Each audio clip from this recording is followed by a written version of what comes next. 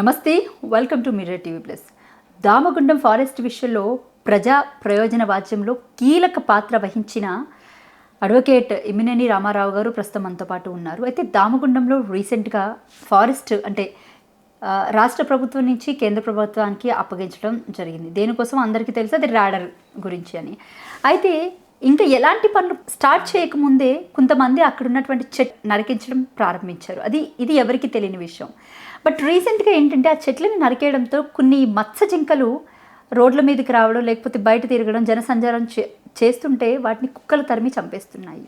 ఒకసారి అంటే వీటి మీద మాట్లాడే ప్రయత్నం చేద్దాము. నమస్తే సార్. నమస్తే. రైట్. సో అంటే పర్టికులర్గా చెప్పక్కర్లేదు, లాస్ట్ టైం హెచ్సియు విషయంలో ఎంత పెద్ద రాద్ధాంతమైందో అందరికీ తెలిసిందే. అక్కడ ఉన్నటువంటి చెట్లను అవి కొట్టేస్తుంటే అవి జింక జనసంద్రంలోకి రావడం కానివ్వండి, ఇళ్లలోకి వెళ్తే అందరూ భయపడినటువంటి సందర్భాలు కనిపించాయి. కొన్ని కుక్కలు కూడా ఆ టైంలో జింకల్ని తరిమి చంపేయడం కూడా జరిగింది. రైట్. ఇప్పుడు అదే పరిస్థితి మళ్ళీ దామగుండం ఫారెస్ట్ అంటే బేసిక్గా అది ఏది very low frequency very low frequency ఏదైతే రాడర్కి ఇచ్చారో ఆ రాడర్ విషయం, అంటే అది రాడర్కి ఇచ్చారా లేకపోతే దేనికి ఇచ్చారా విషయాలు అన్నీ పక్కన పెడితే, అది రాష్ట్ర ప్రభుత్వాన్ని, కేంద్ర ప్రభుత్వాన్ని, ఏ ప్రభుత్వాన్ని అనేది కూడా పక్కన పెడితే అక్కడ జంతువులు ఉన్నాయి. సో జంతువుల్ని కాపాడవలసిన బాధ్యత, వన్యప్రాణుల సంరక్షణ అనేది ఇప్పుడు ప్రధానంగా ప్రస్తావనకు వచ్చిన అంశం. ఎగ్జాక్ట్లీ. అయితే గతంలో ఏ విధంగానైతే మనం మొత్తం తెలంగాణ సమాజం మొత్తము, విద్యార్థులు అదేవిధంగా మచ్చల జింకనే కంచగచ్చిబౌలిని రక్షించిందని చెప్పుకోవచ్చు మనం.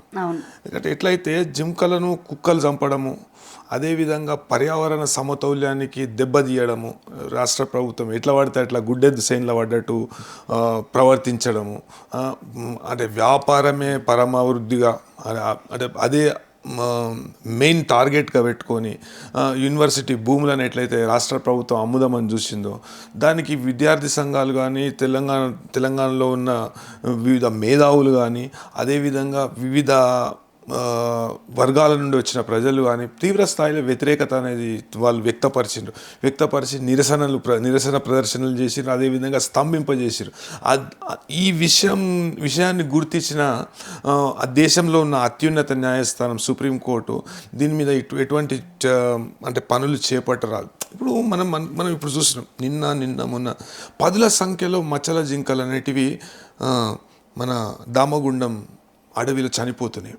అయితే దీనిలో అఫారెస్టేషన్, డిఫారెస్టేషన్ 2014లో ఏమైందంటే, అఫారెస్టేషన్ చేయాల్సిన అవసరం కేంద్ర ప్రభుత్వానికి ఉంటుందా, లేకపోతే రాష్ట్ర ప్రభుత్వమే దీన్ని కేంద్ర ప్రభుత్వానికి ఇచ్చింది కాబట్టి రాష్ట్ర ప్రభుత్వానికి ప్రతిదీ లెక్కపత్రం అనేది ఉండాలి కదా అఫారెస్టేషన్ చేయడానికి కూడా? దీనిలో కంపల్సరీ అఫారెస్టేషన్ అని గతంలో కేసీఆర్ గారు అధికారంలో ఉన్నప్పుడు 10 సంవత్సరాలు దీనిలో కొన్ని షరతులతో కూడిన ఒప్పందాన్ని మనం కేంద్ర ప్రభుత్వంతో చేసుకున్నాం. No doubt this project is of national importance and national interest. అయితే ఇప్పుడు యుఎస్లో కూడా ఈ వెరీ లో ఫ్రీక్వెన్సీ రాడార్ అనేది యుఎస్లో ఉన్న రాష్ట్రాలలో అమల్లో ఉన్న చట్టాలకు వ్యతిరేకంగా ఉన్నది. వాటర్ మ్యామల్స్ అనేటివి ఈ రాడార్ రేస్ ద్వారా చనిపోతాయి అనే విషయాన్ని అక్కడ సర్క్యూట్ కోర్ట్స్ గుర్తించి ప్రభుత్వానికి వ్యతిరేకంగా తీర్పిచ్చినాయి. అయితే మనము ప్రజల ప్రాణాలు అనేది ఆ అంశాన్ని పరిగణనలోకి తీసుకున్నారు ఇంతకుముందు. అయితే దానిలో కూడా కొన్ని లోపాలు ఉన్నాయి. పూర్తి స్థాయిలో భద్రతా నియమాలు అనేటివి, ప్రమాణాలు అనేటివి పాటిస్తలేరు. ముందుగా ఏం చేసిండ్రంటే, అక్కడ దామగుండం పూడూరు మేజర్గా ఎఫెక్ట్ అయిన విలేజ్ పూడూరులో ప్రజలను అడిగినరు, ప్రజలకు అంటే భూసేకరణ చేపట్టే ప్రయత్నం చేసింది ప్రభుత్వం. అయితే ప్రజల నుండి వ్యతిరేకత ఎదురైంది.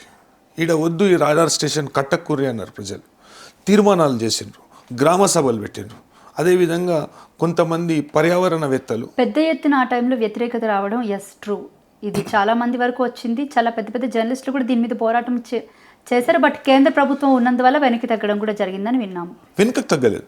కేంద్ర ప్రభుత్వం ఏంటంటే భరోసా ఇచ్చింది. కేసీఆర్ గారు ఒప్పుకోలేదు. కొన్ని షరతులు విధించింది అప్పట్లో ఉన్న ప్రభుత్వం. షరతులు విధించి ఈ షరతులకు లోబడి ఉంటేనే మేము ఈ భూమిని అనేది పూర్తి స్థాయిలో ఒప్పజెప్తాం అనే విషయాన్ని చెప్పడం జరిగింది. చెప్పినాక దానిలో తాత్సారం జరిగింది. అదేవిధంగా 2020లో ప్రజా ప్రయోజన వాద్యం వేయడం జరిగింది. ప్రజా ప్రయోజనం వాద్యం వేసినాక ఉన్నత న్యాయస్థానం ఏం చేసిందంటే దాని మీద మధ్యంతర ఉత్తర్వులు ఇచ్చింది. మధ్యంతర ఉత్తర్వులు ఇచ్చినాక 2024లోనే ఆ మధ్యంతర ఉత్తర్వులు ఎట్లా అంటే కోర్టును తప్పుదో పట్టించి, అంటే మేము ఇవన్నీ చేస్తాము అనే విషయాన్ని కోర్టుకు చెప్పించి ఒక ప్రమాణ పత్రం దాఖలు చేసింది ప్రభుత్వం. రాష్ట్ర ప్రభుత్వం కావచ్చు, కేంద్ర ప్రభుత్వం కావచ్చు, ప్రమాణ పత్రం దాఖలు చేసి మేము ఇవన్నీ చేస్తాము. అఫారెస్టేషన్ అంటే ఒక 11 లక్షల చెట్లు అదనంగా పెడతామనే విషయాన్ని ప్రమాణ పత్రం ద్వారా రాష్ట్ర ప్రభుత్వం కానీ కేంద్ర ప్రభుత్వం, వాస్తవానికి రాష్ట్ర ప్రభుత్వం బాధ్యత.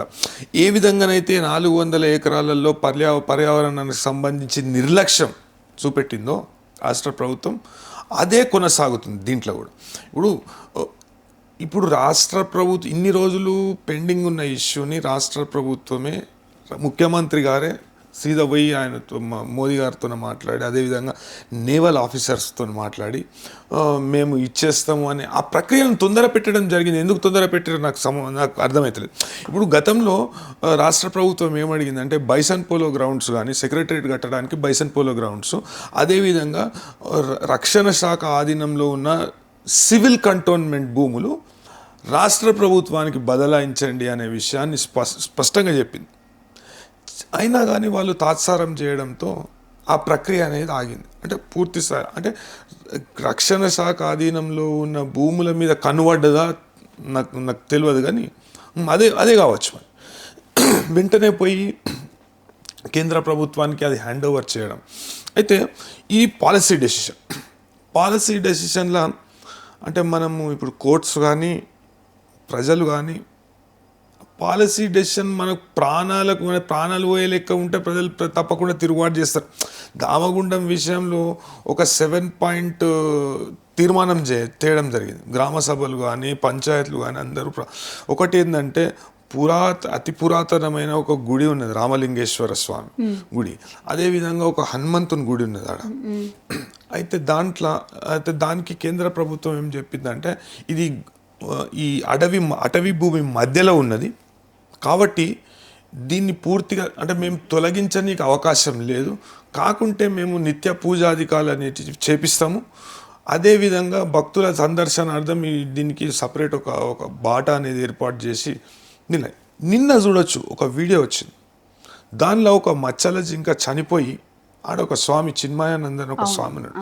అయితే మచ్చల జింక చనిపోయి కుక్కలు వెంబడబడి దానికి మొత్తం కొరికి చంపేసి ఆ ఏమంటారు మన కోనేరు ఉంటుంది, దేవుని కోనేరు. ఆ కోనేరు కూడా ఆడున్న ప్రజలు ఒక ఆయన 20 లక్షల రూపాయలు పెట్టి ఆ కోనేరుని ఆయన్నే మొత్తం బాగు చేయించాడు. అంటే మొత్తం దాంట్లో అన్నీ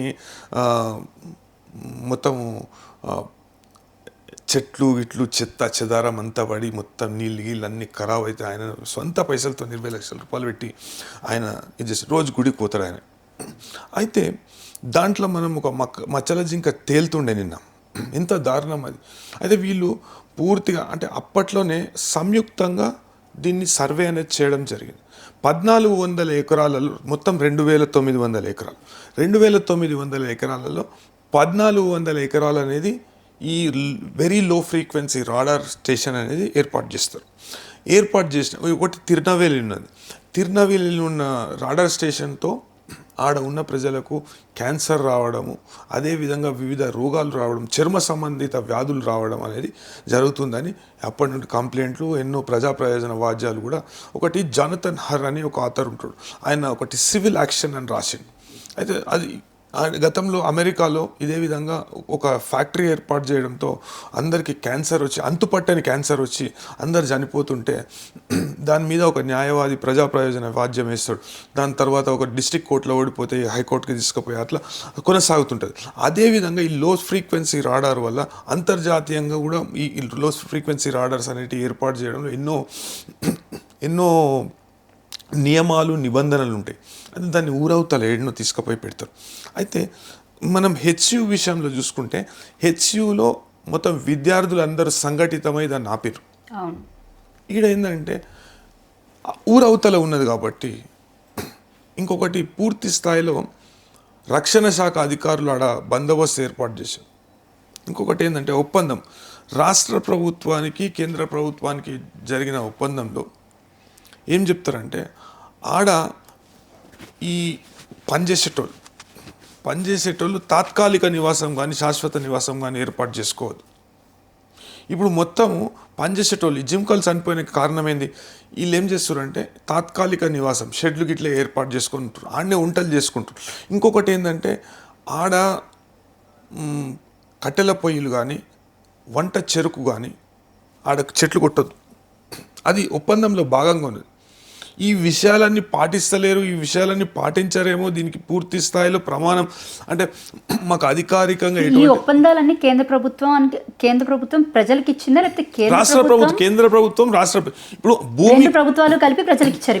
కేంద్ర ప్రభుత్వము ఆ భూమి తీసుకుంటుంది ఏ రక్షణ అవసరాలకు, జాతీయ భద్రతా దృష్టిలో ఆ భూమిని తీసుకుంటుంది. భూమి ఎవరిది? రాష్ట్ర ప్రభుత్వాన్ని. అదేవిధంగా 45 ఎకరాలు గుడి 44 ఎకరాలు రామలింగేశ్వర స్వామి దేవాలయం పేరు మీద ఉన్నది. ఎండోమెంట్ డిపార్ట్మెంట్కు 5,12,00,000 రూపాయల కాంపెన్సేషన్ కూడా చెల్లించింది. ఎవరు? కేంద్ర ప్రభుత్వం. అదేవిధంగా ఈ డిఫారెస్టేషన్ అనేది కేంద్ర ప్రభుత్వం చేస్తుంది. అంటే ఈ రక్షణ శాఖకు సంబంధించిన ఒప్పందం కాబట్టి పూర్తి స్థాయిలో వివరాలన్నిటివి బయట పెట్టే అవకాశం ఉండదు. అయితే దీనిలో పర్యావరణం అనేది కీలక పాత్ర పోషిస్తుంది. పర్యావరణ రక్షణ అనేది ఎటువంటి ప్రాజెక్ట్ చేపట్టినా కానీ, మొన్న మనం హెచ్సియూలో చూడవచ్చు.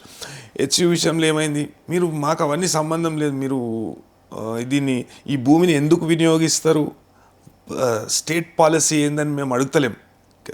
అత్యున్నత న్యాయస్థానం ఏమన్నదంటే పర్యావరణానికి సంబంధించిన అనుమతులు తీసుకురా. ఆడ 125 చెట్లు కొడితేనే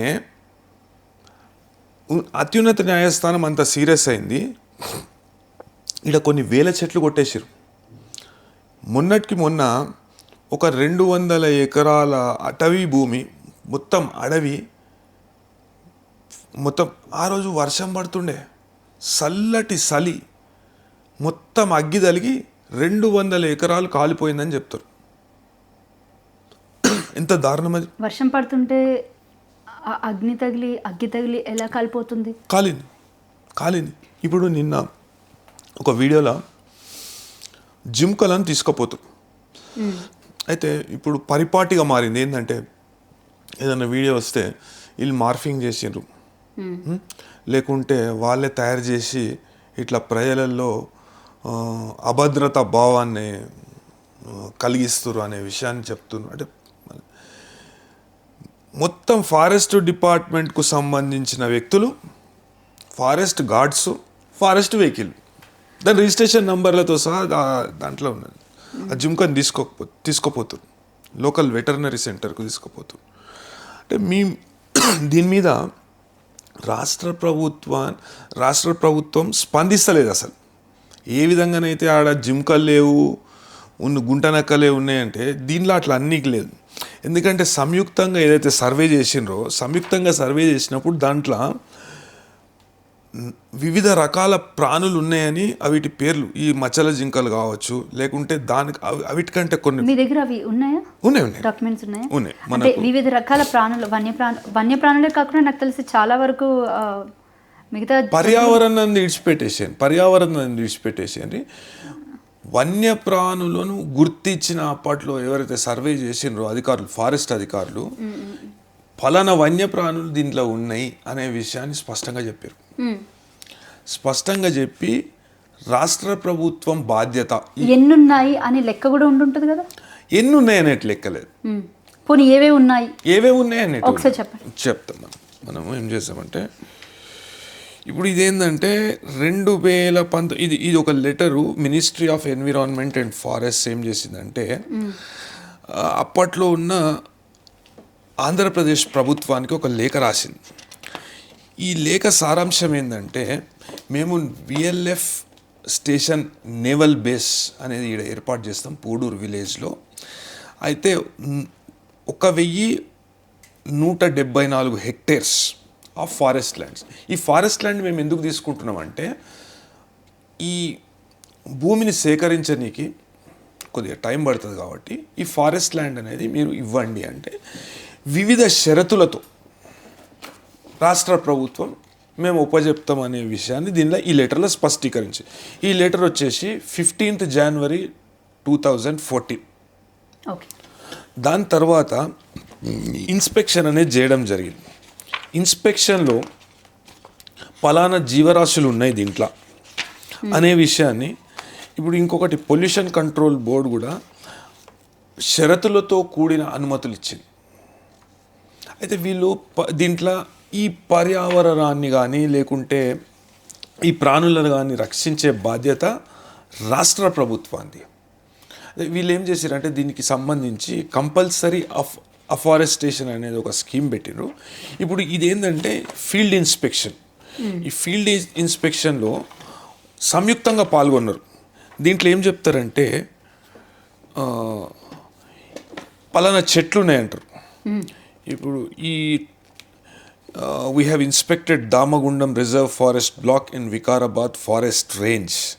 అయితే ఎవరు చేసిరంటే ఇది Ramana Reddy IFS conservator of forests, అప్పట్లో ఉన్న కన్జర్వేటర్ ఆఫ్ ఫారెస్ట్. ఇప్పుడు డోబ్రియాల్ ఉన్నాడు కదా, డోబ్రియాల్ జాగల ఆయన చేసిండు.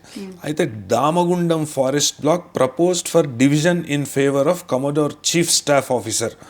అయితే inspected Damagundam reserve forest block in Vikarabad forest range. The total area of block is 3,261 acres spread over 3 components. Along with divisional forest officer, Hyderabad divisional forest officer kuda poyindu. Aithe deenla major tree species include teak, boswellia, diaphorus, meloxylon, maduka, lifolia. ఇవన్నీ దాని శాస్త్రీయ నామాలు. ఇవన్నీ endangered. ఇప్పుడు take చెట్లు కూడా మనం కొట్టనీకి లేదు. ఇవన్నీ న్యాచురల్గా పెరిగిన చెట్లు దాంట్లో. అయితే the area is classified for reference standard density of laying 593 sample plots. అయితే దీనిలో ఏమేమి ఉన్నాయంటే there are 2 temples located in the area proposed for diversion, that is Hanuman temple and Damagundam temple. During the inspection instructed the field staff to map the area occupied by the temples, map the area under encroachment on the periphery, and also to map the roads passing through the area proposed for diversion. There are no endangered species of flora and fauna in the area. However, wild animals like sambar, cheetal, hare, peacock, wild boar are found in the area. అంటే 400 ఎకరాల హెచ్యు భూమికి దీనికి చాలా వ్యత్యాసం ఉన్నది. కానీ మన వన్యప్రాణులు మాత్రం మన కుందేళ్ళు కావచ్చు, హేర్స్, పికాక్స్ కావచ్చు, సాంబార్ డియర్స్ పెద్దగా ఉంటాయి అవి, మచ్చల జింకలు కావచ్చు, అవన్నీ దీంట్లో ఉన్నాయి.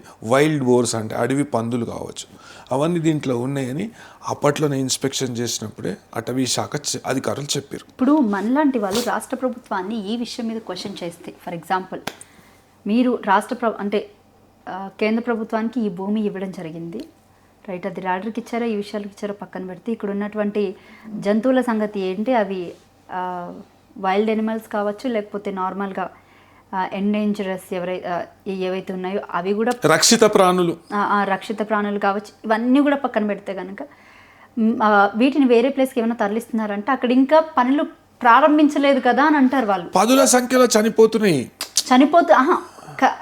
పనులు ఎందుకు ప్రారంభించాలి?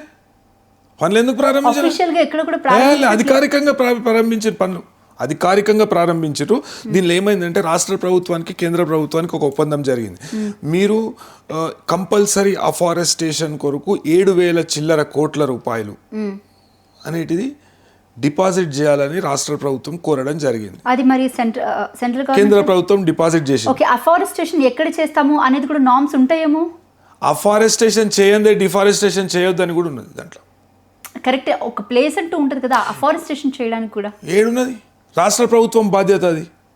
సో ఇక్కడ 7,000 crores ఏమైనట్టు? రాష్ట్ర ప్రభుత్వం ఒక ఖాతాలో పెట్టిన రవి రాష్ట్ర ప్రభుత్వం తీసుకున్నది వివిధ వివిధ అవసరాలకు వాడుకున్నది రాష్ట్ర ప్రభుత్వం. ఇప్పుడు సెంట్రల్ గవర్నమెంట్ స్టేట్ గవర్నమెంట్కి చెప్పింది అఫారెస్టేషన్ చేయమని ఈ నామ్స్ ప్రకారం అమౌంట్ అనేది డిపాజిట్ చేసింది. But they should have to show that place ఇక్కడ మేము అఫారెస్టేషన్ చేస్తాము అని చెప్పేసి అని వీళ్ళకి ఏం లేదు, లెక్కలేదు, పత్రం లేదు, లెక్కలేదు, పత్రం లేదు, లెక్కలేదు, పత్రం. ఇప్పుడు ఈ విషయాలన్నికి సంబంధించి ఫారెస్ట్ మినిస్టర్కే ఉంటాయేమో కదా. ఫారెస్ట్ ఇప్పుడు కేంద్ర ప్రభుత్వము రాష్ట్ర ప్రభుత్వం మధ్యలో ఇప్పుడు ఎండోమెంట్ భూమి, ఫారెస్ట్ భూమి, 2 భూములు ఉన్నాయి దాంట్లో. 44 ఎకరాల ఎండోమెంట్ భూమి, మిగతాది మొత్తం రక్షిత అటవీ భూమి. రక్షిత అటవీ భూమిలో కూడా 1400 ఎకరాల చిల్లరలో ఇది ఏర్పాటు చేయాలి, ఇది VLF రాడర్ ఏర్పాటు చేయాలి. మిగతా భూమిని అడవిని ముట్టుకోకూడదు. అయితే వీళ్ళు ఎట్లా పడితే అట్లా ఆడ పనులు చేస్తారు. ఇప్పుడు మన దగ్గర ఆ డీటెయిల్స్ ఉన్నాయి, 7,000 కోట్లు వీళ్ళకి ఇచ్చినట్టు. ఉన్నాయి 7,000 కోట్లు ఒకసారి చూపిస్తారు. చూపిస్తాను. బట్ రాష్ట్ర ప్రభుత్వం అలా ఎలా ఇచ్చేసిన అంటే వీళ్ళు నామ్స్ ప్రకారం మేము ఈ ప్లేస్లో మళ్ళీ అఫారెస్టేషన్ చేస్తామని చెప్పేసి వీళ్ళు ముందే చెప్పించాలి కదా. ఆ బాధ్యత తీసుకోలేదు రాష్ట్ర ప్రభుత్వం, తీసుకోలేదు. బట్ మన నిధులు ఎలా తీసుకుంటారు సెంట్రల్ గవర్నమెంట్? నిధులు తీసుకుంటారు, ఎందుకు తీసుకోరు? నిధులు తీసుకుంటారు. ఇప్పుడు ఇది మనకు 44 ఎకరాల జాగా తీసుకున్నది 5.14 crores. ఇది ఎండోమెంట్ డిపార్ట్మెంట్కు ఎప్పుడు 2017లోనే చెల్లించారు. మళ్ళీ అదేవిధంగా all funds received from the user agency. User agency అంటే ఎవరు? నేవీ. యూజర్ ఏజెన్సీ ఏం చేయాలంటే shall transfer the cost of raising and maintaining the compensatory afforestation at the current wage rate to the state forest department. Right. ఇంకా deforestation విషయం కూడా పక్కన పెడితే ఇప్పుడు పర్యావరణ శాఖ అంటే పర్యావరణం గురించి కూడా పక్కన పెడితే ముఖ్యంగా జంతువుల గురించి వస్తే ఏం చెప్తారు? ఎందుకంటే రీసెంట్ చూసుకున్నట్లయితే గత 10ల సంఖ్యలో దాదాపు ఇప్పటికి 7-8 జింకలు చనిపోవడం జరిగింది. ఇటు చాలా న్యూస్ పేపర్స్లో వస్తున్నాయి, అటు చాలామంది వీటి మీద చెప్తున్నారు కూడా. బట్ అంటే స్టేట్ గవర్నమెంట్ ఎక్కడ కూడా దీన్ని పట్టించుకోవట్లేదు. అంటే వార్తా కథనాలు వస్తున్నాయి, అదేవిధంగా ఎలక్ట్రానిక్ మీడియాలో కూడా ప్రసారమైనవి. చాలా 10ల సంఖ్యలో జింకలు చనిపోయినాయని, మచ్చల జింకలు చనిపోయినాయని. అయితే గతంలో ఉన్న ప్రభుత్వం కేసీఆర్ గారు ఈ విషయాలు ఇట్లాంటి విషయాలను ముందు జాగ్రత్తగా గుర్తించి ఏం చేసిందంటే GOMS నంబర్ 44 ఇచ్చారు. GOMS నంబర్ 44లో 9వ అంశం ఏంటంటే ఒక షరతు విధించారు. ఏంటంటే మీరు ఈ లేబర్ ఎవరైతే ఉంటారో లేబర్ను తాత్కాలిక క్యాంపులు కానీ లేకుంటే వాళ్ళకు స్థిర నివాసం కానీ దీంట్లో పెట్టొద్దు అనే విషయాన్ని దానిలో చెప్పడం జరిగింది. దీనికి విరుద్ధంగా వీళ్ళు ఏం చేశారంటే లేబర్ క్యాంపులు ఆడనే పెట్టారు, గుడిసెలు వేసుకొని. వాళ్ళెంబడ కొన్ని కుక్కలు ఉన్నాయి. అదేవిధంగా బయటకెంచి డిఫారెస్టేషన్ అవుతుంటే బయటకెంచి కూడా కుక్కలు వస్తున్నాయి. కుక్కలు వీళ్ళు వేసే ఆహారం కాశపడి లేకుంటే ఆహారం కొరకు ఇటు తిరుక్కుంటా లోపలికి రావడం జరుగుతుంది. లోపలికి రావడం అది పెద్ద అడవి కాబట్టి 1 కిలోమీటర్ల మేర వీటికి ఆహారం దొరకదు. అయితే అవేం చేస్తున్నాయంటే ఈ కుక్కలకు అలవాటు పడి వీళ్ళు ఎంబడ వచ్చిన కుక్కలకు అలవాటు పడి లేకుంటే అవి ఈడ మనుషులు ఉన్నారు కాబట్టి కొద్దిగా ఆహారం వేస్తారేమో అని చెప్పేసి అవి ఫారెస్ట్ లోపలికి రావడం జరుగుతుంది. ఫారెస్ట్ ఇప్పుడు ఎక్కువ శాతం కొట్టేసింది. అయితే మొన్న ఒక 200-300 ఎకరాలు దగ్ధమైపోయిందని అంటారు. అంటే ఫైర్ యాక్సిడెంట్ వల్ల దగ్ధమైపోయింది అని అంటున్నారు. అయితే అట్లా మొత్తం చెట్లను నాశనం చేసి సమతౌల్యత అనేది దెబ్బతినడంతో ఏమైంది, కుక్కలకి ఇట్లా వచ్చేసినాయి. అయితే దాన్ని నేవీ అధికారులు పట్టించుకుంటలేరు. దీనికి విరుద్ధంగా అప్పట్లో కేసీఆర్ గారు ఇవన్నిటిని పరిగణలోకి తీసుకొని అప్పట్లో ఉన్న ప్రభుత్వం ఇవన్నిటిని గుర్తించి ఈ పర్యావరణ సమతౌల్యతకు హాని కలగొద్దు అనే విషయాన్ని దృష్టిలో పెట్టుకొని ఈ GOMS నంబర్ 44 ఇష్యూ చేసింది. GOMS నంబర్ 44కి విరుద్ధంగా ప్రవర్తించడం వల్ల రాష్ట్ర ప్రభుత్వం ఎటువంటి చర్యలు తీసుకోకపోవడం వలన ఈ మచ్చల జింకలు అనేటివి చనిపోతున్నాయి. మన రాష్ట్ర జంతువు అది. మచ్చల జింక అనేది మన రాష్ట్ర జంతువు. మొన్న ఒక వార్తా కథనంలో చూపెట్టిండ్రు ఏంటంటే విజువల్, అది ఆ గుండంలో ఒక జింక, అది మొత్తం దాని మృత శరీరం అనేది తేలుతుంది దాంట్లో. అయితే అదేవిధంగా ఒక జింక భయపడి జాక్కున్నది.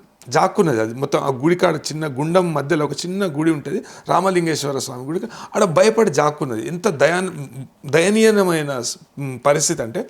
అదేవిధంగా ఇంతకుముందు కుక్కలు దాడి చేస్తే మన కంచగచ్చి బౌలిలో కూడా అదే విషయాన్ని గుర్తించడం జరిగింది సుప్రీంకోర్టు. జింకలు చనిపోయాయి. 2 జింకలు చనిపోయినాయి.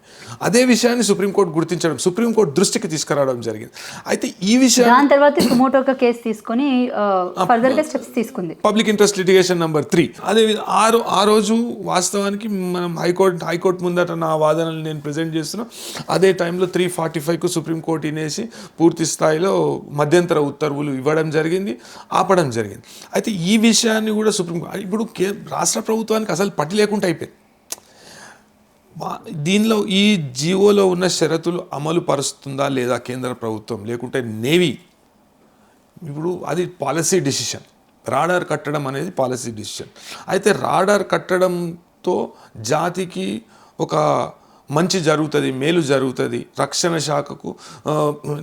శాఖలో ఎన్నో అంటే సాంకేతికంగా ఎన్నో అభివృద్ధి కార్యక్రమాలు చేపట్టవచ్చు అనే విషయాన్ని చెప్తూ సుప్రీంకోర్టుకు కూడా నివేదించింది. అదే రాష్ట్ర ఉన్నత న్యాయస్థానాన్ని కూడా నివేదించింది.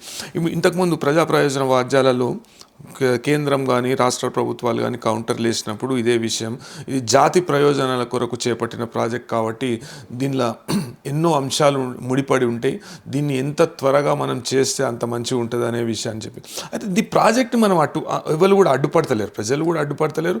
ఒక తీర్మానం చేసిరు, ఇంతకుముందు కూడా ఒక 3-4 తీర్మానాలు చేసిరు. తీర్మానంలో మొదటిగా ఏంటంటే ఈ ప్రాజెక్టుకు రామలింగేశ్వర స్వామి పేరు మీద పెట్టుండ్రి అని చెప్పేసి ఒక తీర్మానం చేసిన అక్కడ గ్రామ పంచాయతీలు 217, 218, 219 సర్వే నంబర్లలో ఈ భూమి ఎక్కువ శాతం భూమి దీంట్లో ఉన్నది. అయితే ఈ దేవుని గుడి ఉన్నది కాబట్టి ఈ దేవుని పేరు దానికి పెట్టుండ్రి అని చెప్పేసి పెట్టారు. ఇంకొకటి ఏంటంటే అప్పట్లో ఈ జిఓఎంఎస్ నెంబర్ 44లో వలస పక్షుల గురించి కూడా ప్రస్తావన తీసుకురావడం జరిగింది. వలస పక్షులకు కూడా మీరు హాని తలపెట్టవద్దు.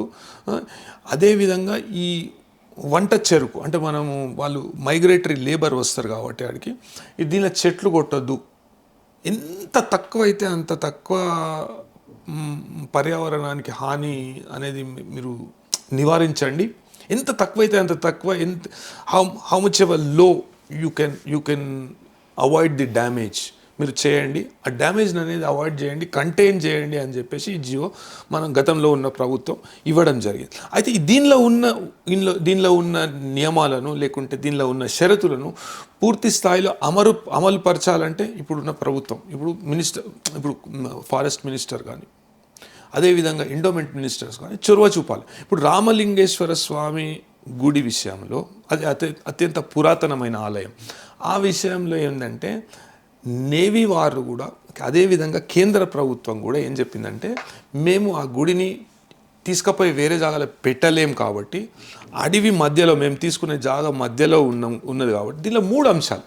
ఒకటి గుడులు, 2 గుడులు ఉన్నాయి దీనిలో. ఒకటి రామలింగేశ్వర స్వామి గుడి, అదేవిధంగా అప్పట్లో గుర్తించిన హనుమాన్ టెంపుల్. ఈ 2 గుళ్ళకు అనుబంధంగా కొంచెం జాగా ఉన్నది. అయితే ఆ జాగాకు సంబంధించి కాంపెన్సేషన్ అనేది ఎండోమెంట్ డిపార్ట్మెంట్కు కేంద్ర ప్రభుత్వం చెల్లించింది అప్పట్లో. అయితే ఈ 2 గుడులు కూడా పర్యావరణానికి ముడిపడి ఉన్నాయి.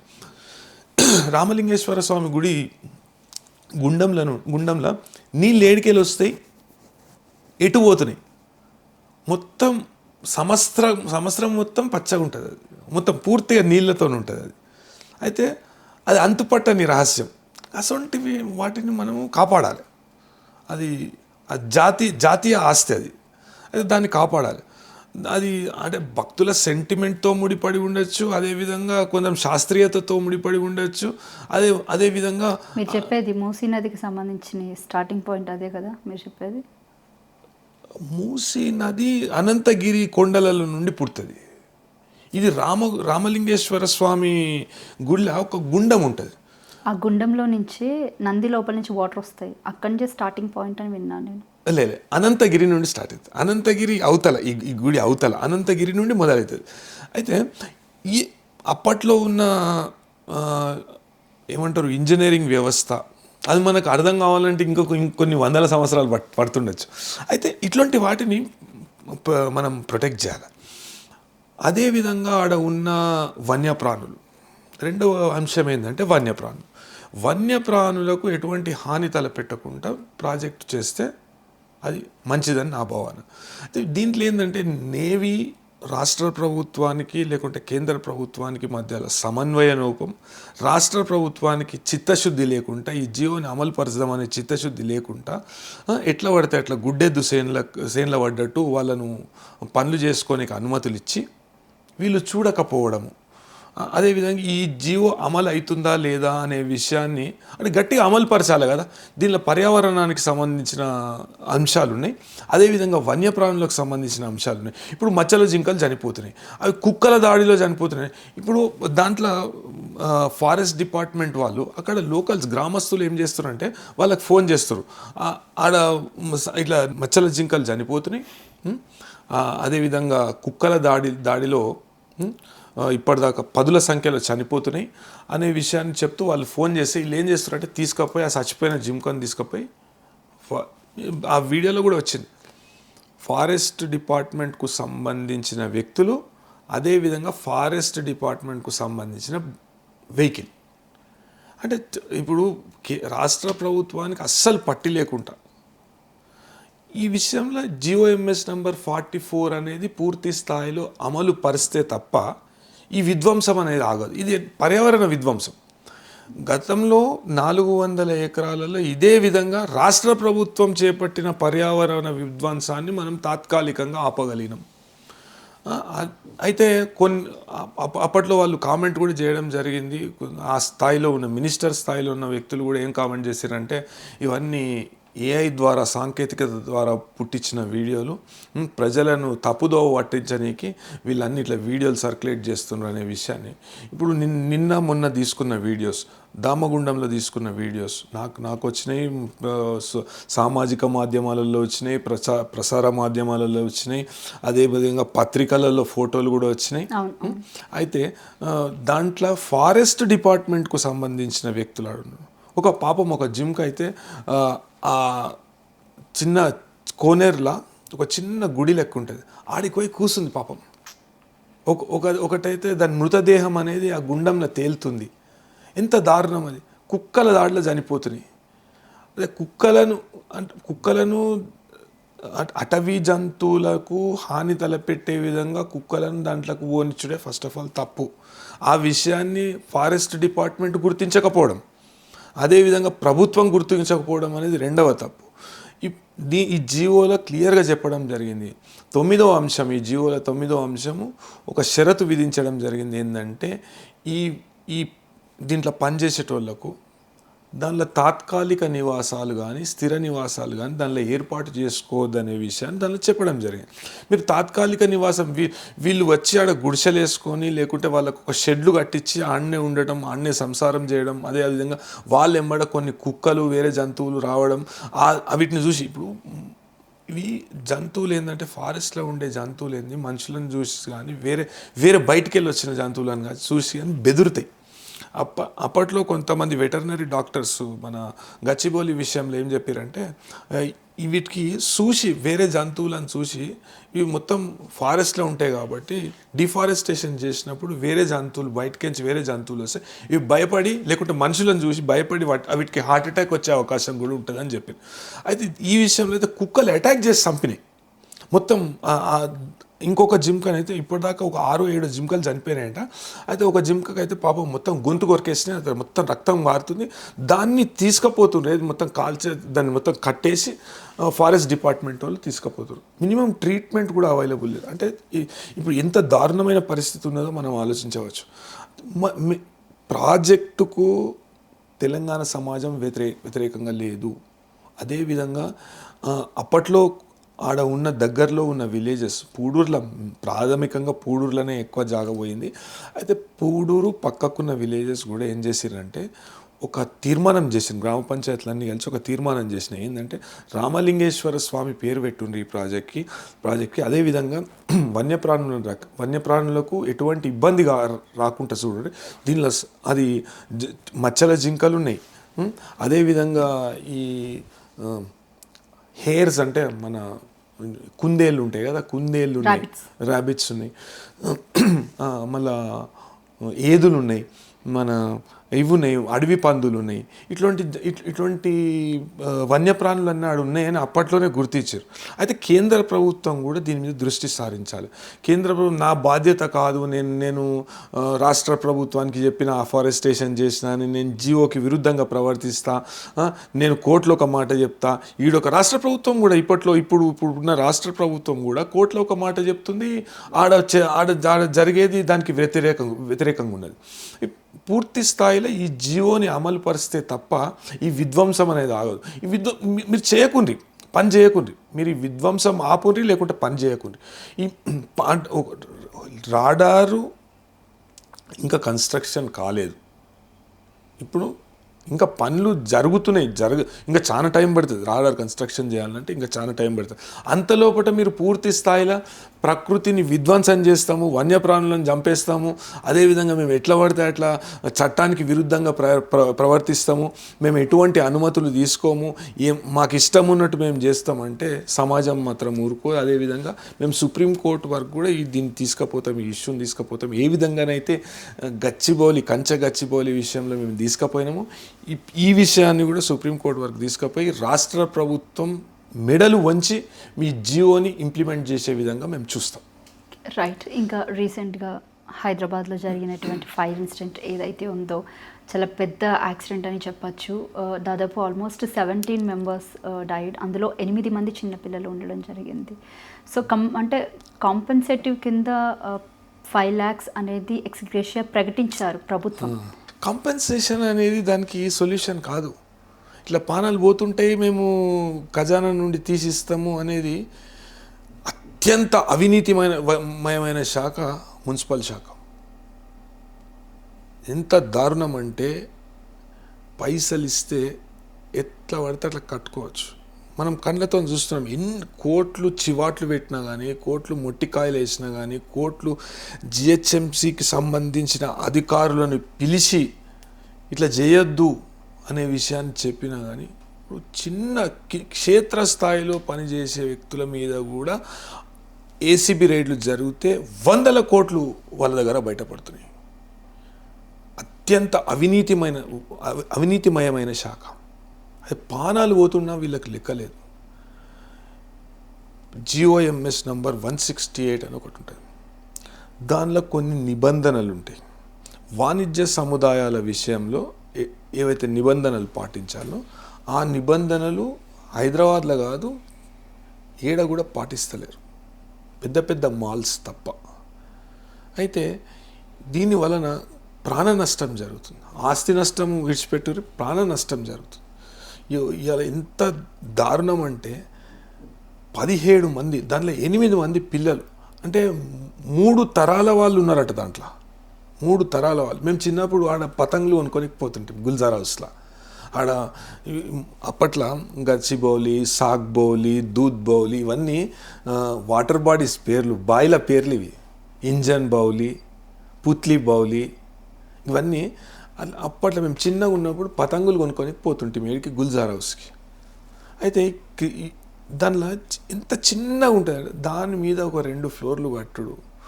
అనుమతి లేని నిర్మాణాలను ముందుగా గుర్తించాలి. ఇప్పుడు అనుమతులు తీసుకోకుండా కడుతున్న వాళ్ళ మీద కఠిన చర్యలు తీసుకోవాలి. ఎవరైతే చూడనట్టు ఈ మున్సిపల్ అధికారులు ప్రవర్తిస్తారో, చూడనట్టు ఏంది, అవినీతి లంచాలకు అలవాటు పడి కొన్ని సర్కిల్స్లో అయితే వాళ్ళే ప్రోత్సహిస్తారు. ఈ అక్రమ కట్టడాలను వాళ్ళే ప్రోత్సహించి, మీరే పోయి కోర్టుకు వెళ్ళండి, మేము కోర్టులో సరిగ్గా డిఫెండ్ చేయము, మేము ఎక్స్పర్ట్ అవుతాం అనే విషయాన్ని కూడా చెప్తున్నారు వాళ్ళు. అట్లా ఎన్నో అక్రమ కట్టడాలు అనేటివి హైదరాబాద్ పరిసరాలలో, హైదరాబాద్ అవతల ఎట్లయితే సిటీ విస్తరిస్తుందో అక్రమ కట్టడాలని ఇట్లా. ఇప్పుడు మనం చూడవచ్చు, నేచర్ ఏంటంటే ఒక డబ్బాలో మనం ఒక వెజల్లో కొన్ని నీళ్ళు పోస్తాం, ఒక గిన్నెలో నీళ్ళు పోస్తాం. దాని కెపాసిటీ కంటే ఎక్కువ వెజల్ తీసుకోగలుగుతుందా, ఆ గిన్నె తీసుకోగలుగుతుందా? ఒలికిపోతాయి. అదేవిధంగా మనము ఒక చిన్న జాగల 10 అంతరాల భవనం కడితే అది నిలబడుతుందా? లేకుంటే దాంట్లో ఉన్న వాళ్ళందరికీ వాళ్ళ డిజాస్టర్ మేనేజ్మెంట్ ఈ విషయాల్ని ముందే పట్టించుకోవాలి. Vigilance ఏం చేస్తుంది? జిహెచ్ఎంసీకి సంబంధించినటువంటి కమిషనర్ కూడా దీని మీద ఒక సమీక్ష నిర్వహించి, ఎందుకంటే గతంలో ఇట్లాంటివి ఇన్సిడెంట్స్ చాలా జరిగాయి. అది కూడా జరిగిన సందర్భం కూడా అందరికీ తెలుసు. మోర్ ఓవర్ సమ్మర్లో ఇలాంటి disasters, I mean not about disaster చెప్పాలంటే, ఇది ఇలాంటి ఇన్సిడెంట్స్ చాలా జరిగాయి. మేము ఇప్పుడు అందరూ ఫైర్ డిపార్ట్మెంట్ అన్నారు. ఫైర్ డిపార్ట్మెంట్ వాళ్ళది ఎటువంటి, నా దృష్టిలో అయితే ఫైర్ డిపార్ట్మెంట్ ఇంత కూడా తప్పులేదు. ఫైర్ డిపార్ట్మెంట్ ఎప్పుడు వస్తుంది? ఫైర్ యాక్సిడెంట్స్ జరిగినప్పుడు, ఇన్సిడెంట్స్ జరిగినప్పుడు వాళ్ళు ఆపడానికి వస్తారు, ఆ పనికి వస్తారు. నీకు ఫైర్ ఇంజన్ పోనీకనే జాగలేదు ఆడ. ఎట్లా ఎక్స్పెక్ట్ చేస్తాం వాళ్ళు సమర్థవంతంగా పనిచేస్తారని? ఎట్లా అంబులెన్స్ కూడా టైంకి రాలేదు అని ఎట్లా వస్తుంది? ఇట్లా అస్తవ్యస్తంగా ఉంటే, ట్రాఫిక్ అస్తవ్యస్తంగా ఉంటే ఎట్లా వస్తుంది? నువ్వు ముందుగానే నువ్వు కట్టనిస్తావు అని, ముందుగా అక్రమ నిర్మాణం చేయనిస్తావు, ఊకుంటావు, సప్పు లేక పైసలు తీసుకుంటావు, పంటావు ఇంట్లో. నువ్వు సుఖంగా ఉండాలి. వానికి ఏమన్నా అయితే మొత్తం ఫ్యామిలీ చచ్చిపోవాలి. ఫైర్ డిపార్ట్మెంట్ వాళ్ళు చేయలే, ఈ డిపార్ట్మెంట్ వాళ్ళు చేయలే, వాళ్ళు చేయలే, వీళ్ళు చేయలే. ముందుగా మున్సిపల్ శాఖలో ఇంతకీ ఇప్పుడు ఈ గుల్జార్ హౌస్ అనేది ఎవరి మేనేజ్మెంట్లోకి వస్తుంది? సర్కిల్ 9 జిహెచ్ఎంసీలోకి వస్తుంది. సో ఇక్కడ డిజాస్టర్ మేనేజ్మెంట్కి సంబంధం లేదు, హైడ్రాకి సంబంధం లేదు. డిజాస్టర్ మేనేజ్మెంట్ డిజాస్టర్ జరిగినప్పుడు వస్తుంది. ముందుగా ఆ వాణిజ్య సముదాయానికి సరైన అనుమతులు ఉన్నాయా లేవా అనే విషయాన్ని ఎవరు నిర్ధారించాలి? జిహెచ్ఎంసీ నిర్ణయం. పూర్తి స్థాయిలో జిహెచ్ఎంసీ ఒక సమీక్ష జరపాలి. ఫైర్ యాక్సిడెంట్ అనే కాదు, పాత డిలాఫిడేటెడ్ స్ట్రక్చర్స్ ఉన్నాయి. నేను గత 22 సంవత్సరాలుగా రోజు ఓల్డ్ సిటీకి పోతాను. మార్కింగ్ ఎప్పుడు జరిగింది? మదీనా ముందట మార్కింగ్ ఎప్పుడు జరిగింది? అవి కూడా 15-16 సంవత్సరాలు అవుతుంది. ఎందుకు కూలగొడతలేరండి? ఎందుకు వైడనింగ్ చేస్తలేరు రోడ్? అంటే మీకు వ్యక్తిగత కారణాలు ఉన్నాయా, భయమా, లేకుంటే వాళ్ళు వ్యతిరేకత వస్తుందని భయపడుతురా, ఓట్లక? ఎందుకు చేస్తలేరు? 16 సంవత్సరాలు అవుతుంది మార్కింగ్ చేసి. ఒక అంబులెన్స్ పోవాలంటే ఎట్లా పోతుంది, లేకుంటే ఒక ఫైర్ ఇంజన్ పోవాలంటే ఎట్లా పోతుంది? నువ్వు ఎట్లా పడితే అట్లా అక్రమ నిర్మాణాలను నువ్వు కట్టుకొని అన్నట్టు పానాలు పోతాయి. అంటే సంబంధం లేని వ్యక్తి పానాలు కూడా పోతాయి కదా.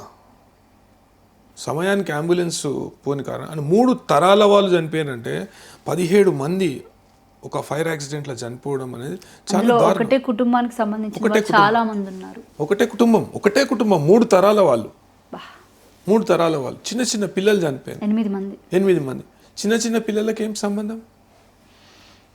ఇంకా ఆడ ప్రార్థన చేసుకునే వాళ్ళు యువకులు చూసి కొంతమందిని రెస్క్యూ చేసిరట. ఎంత దారుణం అది! అంటే జిహెచ్ఎంసీ విజిలెన్స్ అనేది పూర్తిగా ఫెయిల్యూర్ అయిన వ్యవస్థ. ఇప్పుడు మనకు ఏడబడతాడ కళ్ళకు కనబడుతున్నాయి అక్రమ నిర్మాణాలు, కళ్ళకు కనబడుతున్నాయి ఏడబడతాడు. ఎందుకు వాటి మీద చర్య తీసుకుంటలేరు? లంచాలకు అలవాటు పడి, అవినీతికి అలవాటు పడి. అయితే దీని మీద ఒక సమీక్ష జరగాలి. ఇకపై ఇటువంటి జరగకుండా పూర్తి స్థాయిలో జిఓఎంఎస్ నెంబర్ 168 అనేది అమలు పరిస్తే తప్ప, అంటే కఠినంగా ఉండాలి. అధికారుల మీద కూడా కఠిన చర్యలు తీసుకోవాలి. విజిలెన్స్ అనే వ్యవస్థ సరిగ్గా పనిచేస్తలేదు, నేను హైడ్రా పెడతాను. ఇప్పుడు హైడ్రా ఏం చేస్తుంది? హైడ్రాకు ఇంకా కొన్ని, అంటే ఈ విజిలెన్స్ నాకు ఒక్కటి అర్థం కాలే. హైడ్రా అనే ఒక చట్టం తీసుకురావడము, విజిలెన్స్ వ్యవస్థను కూడా కొనసాగించడం అనేది అది కొద్దిగా విచిత్రంగా కనబడుతుంది. నార్మల్గా ఏంటంటే మున్సిపల్ విజిలెన్స్ ఏం చేస్తుంది అంటే అక్రమ నిర్మాణాలను గుర్తిస్తుంది. అదేవిధంగా శాఖపరంగా ఏమన్నా అధికారులు అవినీతికి పాల్పడి అక్రమ నిర్మాణాలను ప్రోత్సహిస్తుండ్రా అనే విషయాన్ని కూడా చూస్తుంది. అక్రమ నిర్మాణాలు ఏంటన్నా ఉంటే అక్రమ నిర్మాణాలకు నోటీసులు ఇవ్వడం, కూలగొట్టడం అనేది మేము వివిధ విభాగాలు పెడతాము, అక్రమ నిర్మాణాలను ఆపుతాము, అదేవిధంగా అక్రమ నిర్మాణాలు చేసే వాళ్ళ మీద చర్యలు తీసుకుంటామని ప్రభుత్వాలు చెప్తూనే ఉన్నాయి. అవి చర్యల మీద చిత్తశుద్ధి లేదు. ఇప్పుడు మున్సిపల్ చట్టం, గతంలో ఉన్న ప్రభుత్వం మున్సిపాలిటీ చట్టం తీసుకొచ్చింది. మున్సిపాలిటీ చట్టంలో ఎవరన్నా అంటే ఇంతకుముందు ఏంటంటే ఉల్టా ఎవరన్నా ఒక దరఖాస్తు ఇచ్చినా లేకుంటే కంప్లైంట్ ఇచ్చినా వాని మీదకే తిరగబడు అధికారులు. నీకేమవుతుందా, నీ ఇంటి పక్కకు ఉన్నదా, ఎందుకు ఇస్తున్నావు కంప్లైంట్, నీకేమవుతుంది, నీకేం నొప్పి అవుతుంది అనే విషయం. గతంలో ఉన్న ప్రభుత్వం దాన్ని గుర్తించి ఏం చేసిందంటే మున్సిపాలిటీ చట్టంలో కొన్ని మార్పులు తీసుకొచ్చి ఇవ్వాలని ఇవ్వచ్చు. అక్రమ నిర్మాణాన్ని గుర్తించిన వ్యక్తి ఏ వ్యక్తి అయినా కానీ దాని మీద ఫిర్యాదు చేయవచ్చు. చేసినాక ఆ ఫిర్యాదు నిరూపణ అయితే అతనికి బహుమతిగా కొంత అంటే ప్రోత్సహించనికి, అంటే ఈ కొంతమంది నాకెందుకులే అని ఊరుకుంటారు. అదేవిధంగా కొంతమంది అధికారులు వాళ్ళని నిరుత్సాహపరుస్తారు. పోతే నువ్వు కంప్లైంట్ పెడితే నీకెందుక, నీకేమవుతుంది, నువ్వేం పైసలు వసూలు చేయడానికి పోతున్నావా, ఎందుకు పెడుతున్నావు కంప్లైంట్, అట్లా బెదిరిస్తారు వాళ్ళు. అయితే ఇది ఒక మంచి ఇనిషియేటివ్. ఈ చట్టం అమలు పరిచేటట్టు అయితే జిహెచ్ఎంసీ పరిధిలో అది లేదు. అంటే పాత చట్టం కాబట్టి జిహెచ్ఎంసీ పరిధిలో అది లేదు. జిహెచ్ఎంసీ పరిధిలో కూడా అటువంటి పటిష్టమైన చట్టం గత ప్రభుత్వం చేసినట్టు ఈ ప్రభుత్వం కూడా పటిష్టమైన చట్టం తీసుకొచ్చి కఠినమైన శిక్షలు పెట్టాలి. ఇప్పుడు ఇంతమంది మృతికి కారణమైనరు ఎవరిని మీరు ఎవరు బాధ్యత తీసుకోవాలి? మున్సిపాలిటీ తీసుకుంటుందా, మున్సిపల్ కార్పొరేషన్ తీసుకుంటుందా, డిజాస్టర్ మేనేజ్మెంట్ తీసుకుంటుందా, రవాణా శాఖ తీసుకుంటుందా, పోలీస్ శాఖ తీసుకుంటుందా, ఎవరు తీసుకుంటారు? దాని మీద ఒక నామమాత్రపు ఎఫ్ఐఆర్ చేసి ఆ భవనం ఎవరికైతే చెందిందో ఆ ఓనర్ మీద నామమాత్రంగా చార్మినార్లో ఒక ఎఫ్ఐఆర్ బుక్ చేసి చేతులు దులుపుకుంటారు. ఎక్స్గ్రేషియా కూడా ప్రకటించారు కదా, మరి ఎవరికి కావాలి ఎక్స్గ్రేషియా? అలా లైఫ్ తీసుకొచ్చి ఇవ్వగలుగుతారా? చిన్నపిల్లల లైఫ్ ఎవరికి కావాలి? అంటే ఇలా చచ్చిపోతుంటే ప్రభుత్వ ఖజానాల నుండి ఎక్స్గ్రేషియా ఇచ్చుకుంటా పోయి అధికారులను ఏమనదు. అదేనా అంటే మన థాట్ ప్రాసెస్ అదేనా? చేంజ్ కావాలి మన థాట్ ప్రాసెస్. మున్సిపల్ అధికారులు నేను నేషనల్ హ్యూమన్ రైట్స్ కమిషన్లో కంప్లైంట్ ఇవ్వడం జరిగింది. మున్సిపల్ అధికారుల మీద చర్యలు తీసుకోవాలి. దీనికి పూర్తి స్థాయిలో మున్సిపల్ అధికారులే బాధ్యత వహించాలి. ఎందుకు నీ విధులు నువ్వు సరిగ్గా నిర్వర్తించలేనప్పుడు నువ్వు ఆ కుర్చీలు ఎందుకు కూర్చుంటున్నావు? అదొక హాట్ సీట్, పైసలు సంపాదించుకొని ఒక హాట్ సీట్ అయిపోయిందా నీకు? నీ విధులను సరిగ్గా నిర్వర్తిస్తే ఇవాళ ప్రమాదాలు జరగడానికి కారణం ఉండవు. ఇప్పుడు నేను చెప్తున్నా కదా, ప్లాస్టిక్ గోదాంలలో ఫైర్ యాక్సిడెంట్లు జరుగుతున్నాయి. ఒక్కదానికి పర్మిషన్ ఉన్నదా చూపెట్టమనండి? ఒక్కదానికి పర్మిషన్ ఉన్నదా? అంటే వీళ్ళ ఆస్తులను జప్తు చేసి వీళ్ళ ఆస్తులు అమ్మి వాళ్ళకి కాంపెన్సేషన్ ఇవ్వాలి. వీళ్ళ ఆస్తులను జప్తు చేయాలి, వీళ్ళని జైల్లో పెట్టాలి. ఒక్కదానికి పర్మిషన్ ఉందా? కాటేదాన్లో, అదేవిధంగా శాస్త్రీపురంలో, అదేవిధంగా ఉమ్దానగర్లో అన్ని ప్లాస్టిక్ గోదాములు ఉన్నాయి. ఎక్కువ శాతం ప్రమాదాలు ఆడనే అవుతాయి. ఎట్లా వస్తుంది వానికి? అనుమతి లేని షెడ్లో కానీ అనుమతి లేని భవనంలో కానీ పైన ఆడుంటాడు. అనుమతి లేని భవనాలలో వానికి వాడు ఎట్లా కంపెనీస్ ఉంటాయి, కింద కెమికల్ ఫ్యాక్టరీస్ ఉంటాయి, వాట్ ఎవర్ వగేరా అన్నీ ఇవి చూసి కూడా అసలు చలనం వస్తలేదు అధికారులలో. గల్లికోటు కనబడుతుంది ఇట్లాంటిది మనకు. ఎందుకు? హైకోర్టు మెయిన్ గేట్ ఉంటుంది, దాన్ని 6th గేట్ అంటారు. మెయిన్ గేటుకి ఒక 4 అడుగుల దూరంలోనే 10ల సంఖ్యలో అక్రమ నిర్మాణాలు ఉన్నాయి. గల్లీ ఎంత ఉంటుంది తెలుసా? 10 ఫీట్లు. 10 ఫీట్లు.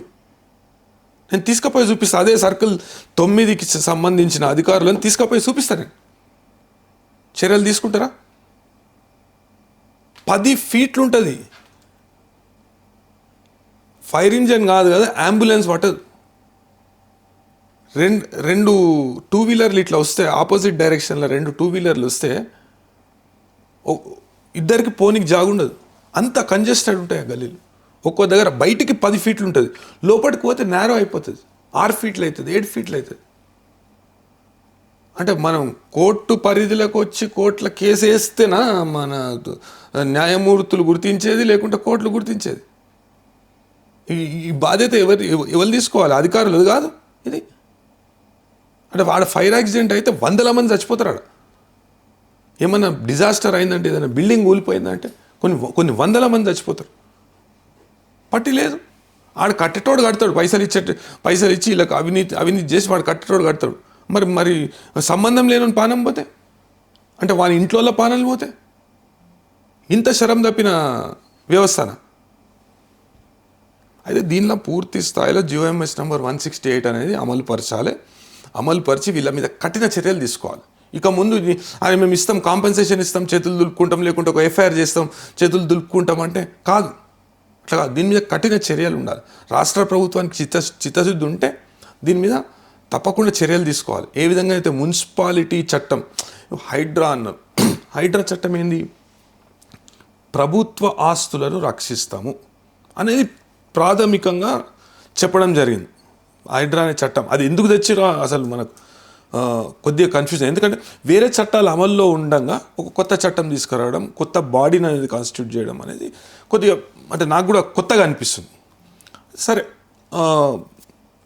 ప్రభుత్వ ఆస్తులను ప్రాథమికంగా మేము కాపాడుతాము, ఒక టాస్క్ ఫోర్స్ లెక్క ఒకటి నియమిస్తాము అనే విషయాన్ని, మరి నువ్వు ప్రజల ప్రాణాలను కాపాడే బాధ్యత మీది కాదా?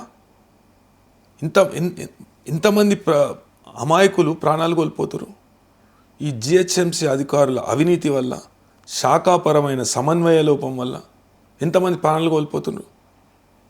వీళ్ళ మీద చర్యలు లేవా? ఏమనంటే వాళ్ళు అక్రమ నిర్మాణం చేసిండు. అక్రమ నిర్మాణం ఎవడు చేయనిచ్చిండు? నువ్వు అప్పుడే కూలగొట్టుంటే వాడు చేస్తుండే అక్రమ నిర్మాణం. ఎక్కువ శాతం ప్రమాదాలకు కారణం అక్రమ నిర్మాణాలు. వాడు ఉంటుందే గింతంత. హైకోర్టు గేట్ ఆపోజిటే, హైకోర్టు గేట్ ముందటనే 7 అంతరాలు 6 అంతరాలు. ఇంత దారుణమా? దాన్ని కూడా చూసి అదే సర్కిల్ 9కి సంబంధించిన అధికారులకు మీ ఛానల్ ద్వారా చెప్తున్నాను, నేను తీసుకుపోయి చూపిస్తా. చర్యలు తీసుకోండి, ప్రాణ నష్టాన్ని నివారించండి. ఇకనైనా మొత్తం సౌ చువేకాకే బిల్లి హచ్కు జాతి అన్నట్టు అలా చేయకురి, ప్రిటెండ్ చేయకురి. ఇప్పుడైనా యాక్షన్ తీసుకోండి, చర్యలు తీసుకోండి, కదలుండ్రి అనేది నేను చెప్పి మీ ఛానల్ ముఖంగా చెప్పదలుచుకున్నాను. నేను ఇప్పటికీ తీసుకోకపోతే ఏమవుతుందంటే పూర్తి స్థాయిలో అంటే సంబంధం లేని వ్యక్తులు కూడా ప్రాణాలు కోల్పోవడము, ఆస్తి నష్టం జరగడం అనేది జరుగుతుంది. ఒక న్యాయ వ్యవస్థ లేకుంటే చట్టము అనే వీటి మీద ప్రజలకు గౌరవం పోతుంది. ఇంత పూర్తి స్థాయిలో ఇది మొత్తం దిగజారుడుతనము, అవినీతికి పాల్పడకుర్రి. ఇప్పుడైనా అధికారులు లేకుంటే ప్రభుత్వాలు దీని మీద పటిష్టమైన చట్టాలు తేవాలని నేను కోరుకుంటున్నాను.